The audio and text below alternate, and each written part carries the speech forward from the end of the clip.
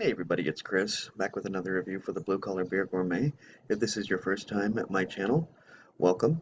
What I like to do is I like to review craft beers. I'm a big fan of craft beers, but I'm not a big fan of spending a lot of money to do so. So what I do on this channel is I review beers, try to keep them around the $2 range.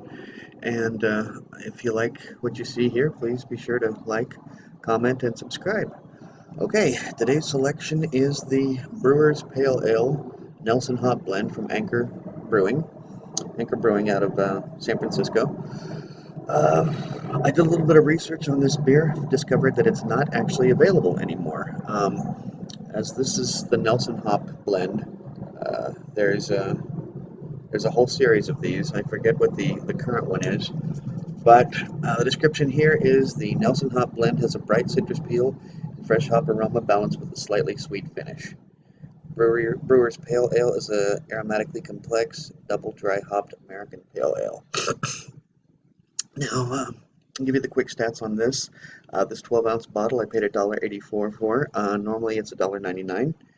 This beer does have a 5.3 ABV and 39 IBUs. Now the IBU count is according to Untappd because it doesn't appear on the label, and naturally it doesn't appear on the website since the beer isn't available anymore. In fact, going to Anchor's website, you can't even find a listing for the beer at all, or even a mention of this used to be available.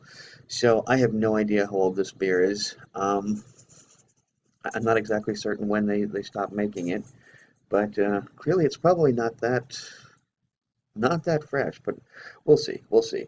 Quick stats on the approval rating of this. 8 of my friends on Untappd have given this a 3.25. 8,196 of us gave it a review of a cumulative score of 3.5. And Beer Advocate has 106 reviews, giving it a cumulative score of 3.72, which is a good on their scale. Normally, American Pale Ales come in between 4.5 and 6.2 ABV. This is 5.3, so it's well within range. And normally they have 30 to 50 IBUs. This has 39, so once again, well within range. Now, this is normally the part where I try and give you a little information about the variety.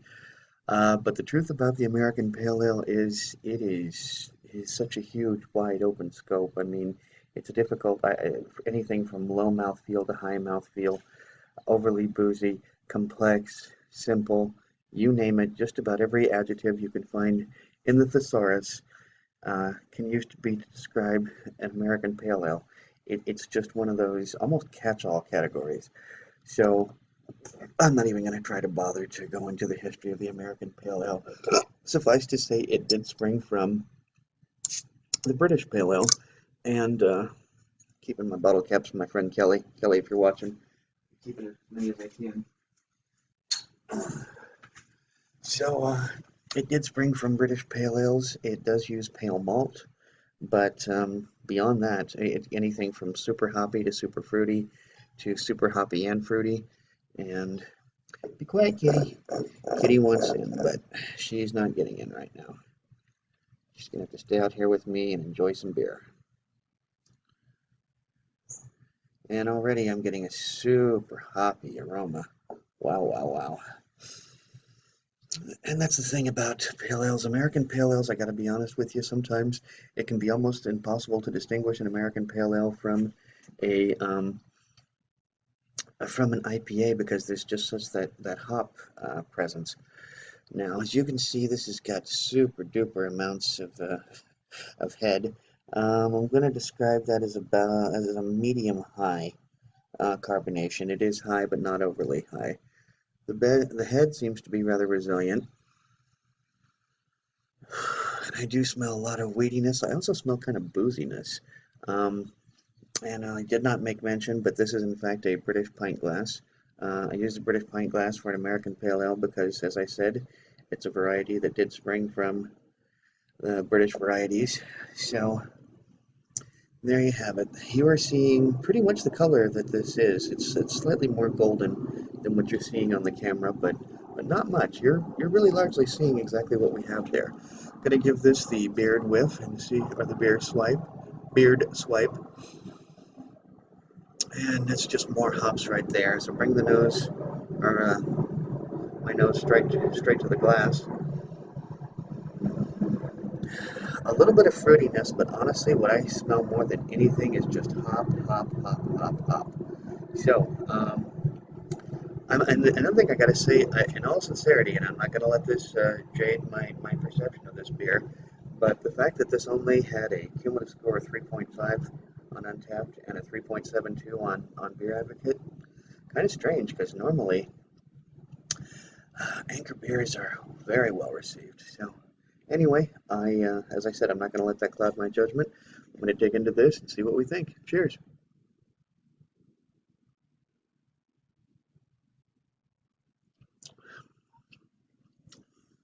Well, it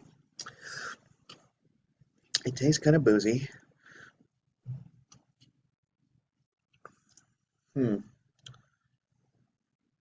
I can't say I'm crazy about this beer.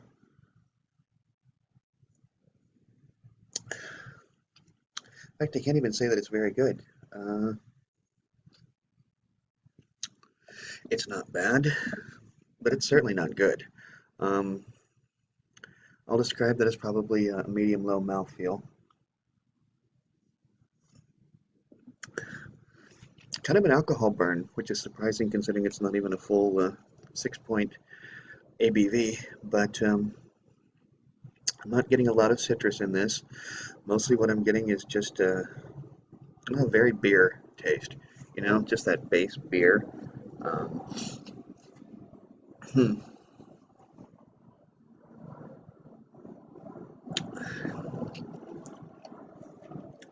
No, it's not knocking me away with the flavor. In fact, there's not a whole lot of flavor to discuss much. Low mouth feel, low flavor, kind of boozy, and not impressed with this at all. In fact, well, I think a 2.5 is actually plenty for this beer. Not crazy about it at all.